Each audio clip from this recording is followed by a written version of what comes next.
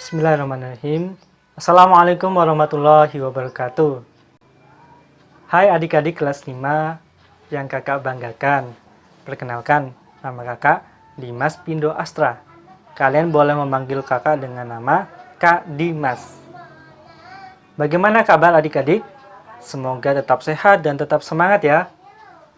Mari sama-sama kita berdoa semoga wabah virus corona atau COVID-19 segera usai dan kalian dapat belajar di sekolah bersama teman-teman kalian dan bersama Bapak Ibu guru.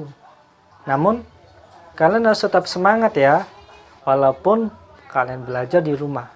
Pada kesempatan ini kita akan belajar ilmu pengetahuan alam pada tema 6, yaitu panas dan perpindahan. Di subtema 2, yaitu perpindahan panas di sekitar kita. Pada pembelajaran ini diharapkan adik-adik dapat mengetahui bahwa panas atau yang sering kita sebut dengan kalor itu dapat berpindah. Dan kita dapat mengetahui bagaimana perpindahan panas tersebut. Perhatikan dengan seksama ya. Pernahkah kalian membantu ibu memasak sayur di dapur? Tahukah kalian mengapa api kompor dapat memanaskan air di dalam panci sehingga sayuran di dalamnya menjadi matang? Ayo, kalian tahu tidak? Ketika kalian memasak sayur, panas api kompor berpindah ke dalam panci. Kemudian panas tersebut berpindah ke dalam air. Sehingga air menjadi panas dan sayuran di dalamnya menjadi matang. Peristiwa tersebut membuktikan bahwa panas dapat berpindah. Nah, sehingga kita tahu bahwa panas itu dapat berpindah. Selanjutnya, bagaimana cara perpindahan panas tersebut? Perpindahan panas dibagi menjadi 3 cara, yaitu yang pertama secara konduksi, yang kedua secara konveksi, dan yang ketiga secara radiasi. Mari kita bahas bersama-sama ketiga cara perpindahan panas tersebut. Yang pertama, perpindahan panas atau kalor secara konduksi. Perpindahan panas secara konduksi disebut juga perpindahan panas secara hantaran, yaitu perpindahan panas tanpa memindahkan zat perantaranya. Pada peristiwa perpindahan panas secara konduksi, yang berpindah hanya energi panasnya saja. Umumnya, perpindahan panas secara konduksi terjadi pada zat padat.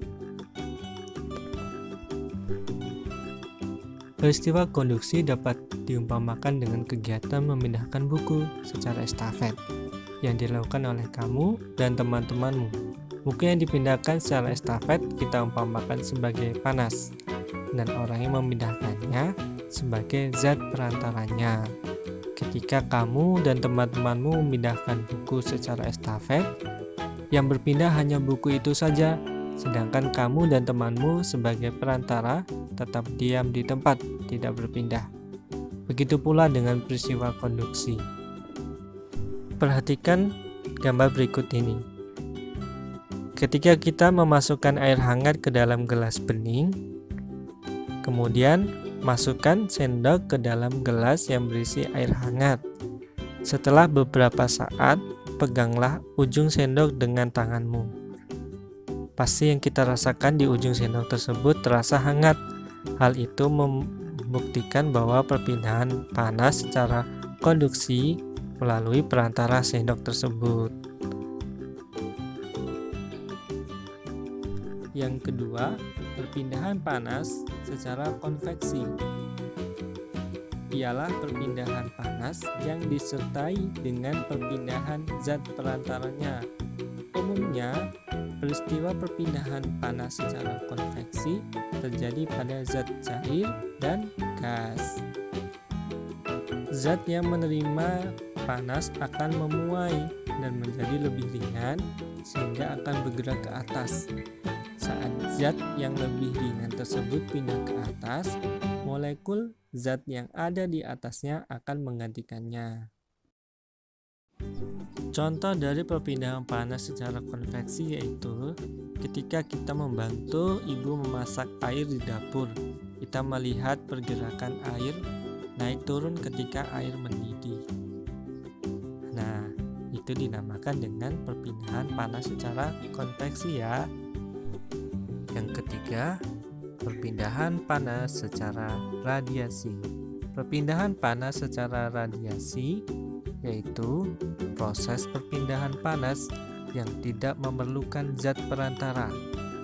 Contohnya, badan kita merasa hangat ketika kita dekat dengan api unggun. Yang kedua, ketika kita membantu ibu menjemur pakaian pada siang hari. Pakaian tersebut menjadi kering karena panas dari sinar matahari.